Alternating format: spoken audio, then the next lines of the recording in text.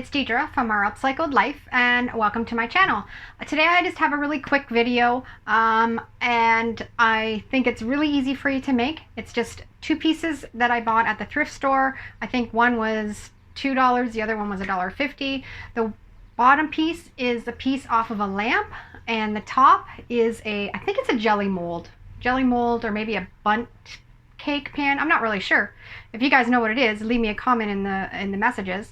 But all I do is glue it together with E6000 and make it into a beautiful planter.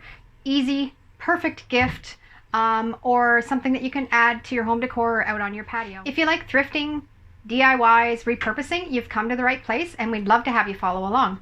Make sure you like, subscribe, and hit the bell for notifications so you don't miss any of our great content.